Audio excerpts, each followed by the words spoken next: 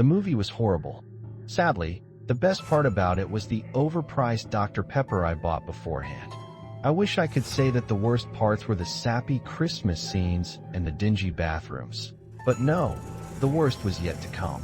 Nonetheless, the whole thing absolutely reeked of cheesiness and soft-headed romance. It happened around the point that I realized that the movie was going nowhere but downhill and pretty damn fast by the looks of it. Looking around me at the sparsely packed theater, I could see several people with glazed-over eyes, their entire beings infiltrated by this horrendous Christmas romance. A few of them had other people alongside them, who were all either snoozing or checking their watches impatiently. I stood up to leave when suddenly the movie was cut short and the lights were turned on. For a split second, I thought that somehow I had done something wrong, though I quickly realized that would be ridiculous. Confused, I just stood there, waiting for something to happen.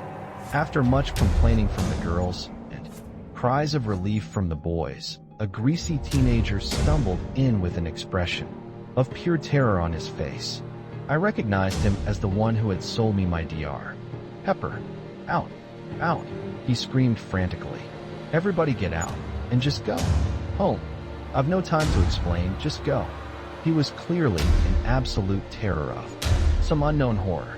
There was a bit of baffled murmuring before an old woman stood up from out of her seat. "But I paid 50 for me and ma young UNS," she hollered amidst a swarm of children. The terrified soda vendor took out his wallet and threw a wad of cash in her general direction, yelling, "You got your money, now go," with a stiff finger pointed at the exit, trembling. When I finally made it outside, I was absolutely blown away by the chaos that met my eyes. It was as if every inmate of every asylum for the criminally insane had broken loose. Police were beating people senselessly. Cars were ramming into everything within reach. People were slaughtering each other right in the parking lot. Children screamed for their mothers. I needed to find out just what the fuck was going on there. So I found a man who looked safe enough to approach. "Sir? Sir?" I asked. "Excuse me, sir? Can you tell me just what in the hell is going on out here?" He just stared at me hopelessly, with tears welled up in his eyes. "You don't know?" he replied. He was barely audible over the surrounding cacophony of madness. "We're gonna die. They're gonna kill us all. We're gonna burn. Who's going to kill us? What's going to make us burn?" He blinked at me, fresh tears rolling down his face. "The nukes. They're gonna drop. Right here, right in this city." He just shrugged his shoulders sadly and shuffled along, seemingly in a daze. I simply stood there, dumbfounded.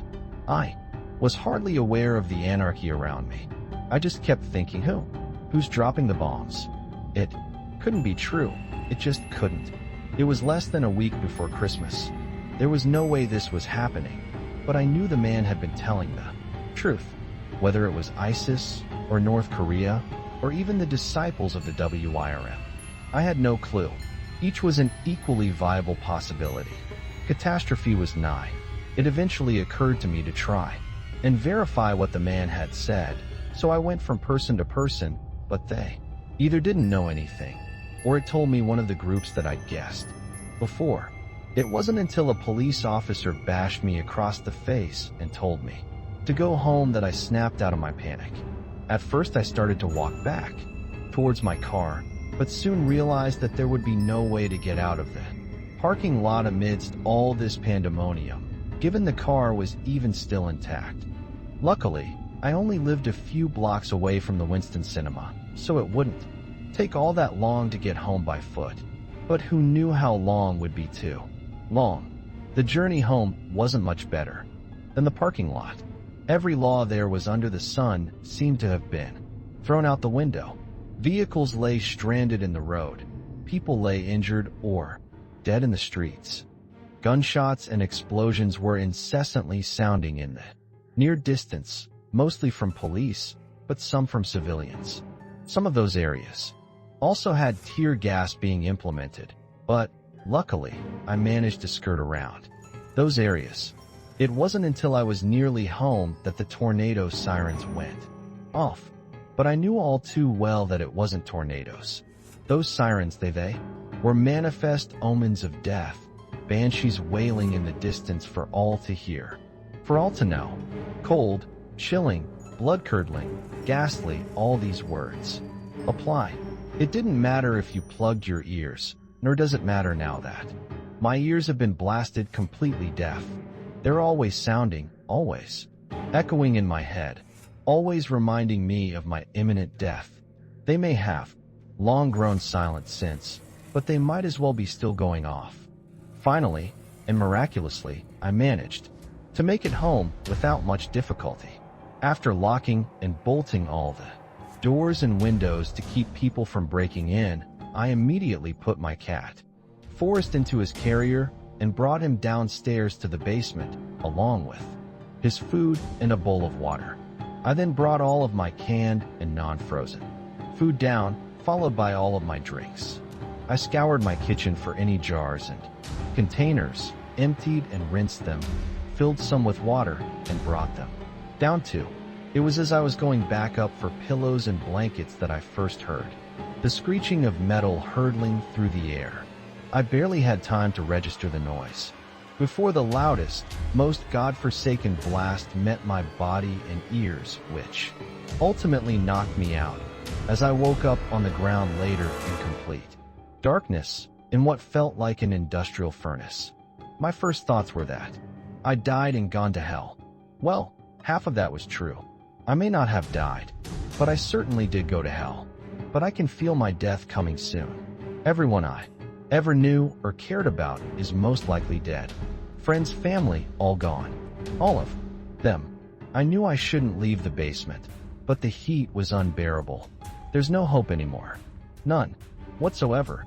All I can do now is sit in this burning world and wait for that dark angel to finally take me away from this place.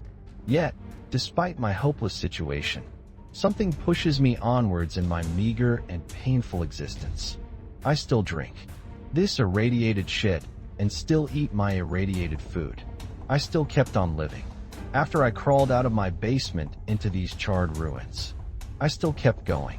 After Forrest died, purring and sick from radiation in my lap, I still breathe, even though the air burns my lungs. Something keeps me going. Looking around me, all I see is decay and ruin. The sun never shines anymore. The rain is black, and the ash that hangs in the air pricks at my skin. I can barely breathe, and when I cough, blood comes out. It feels as if my organs are rotting alive, which probably isn't too far from the truth. I write this in the hopes that maybe somebody, someday, will find this and read it. I want the children of tomorrow to know just what exactly took place here in Winston in the year 2030. Maybe, just maybe, humanity will learn from its mistakes. But my hopes aren't high, because we obviously didn't learn from Nagasaki or Hiroshima. We still wage war and destruction, even though all it does is tear us apart. But at least now I can rest with the knowledge that I made at least some attempt to change that future. All I can do now is hope, despite how hopeless this all seems. Written by Dagon Billups, banned in CP, 2014. Previous next.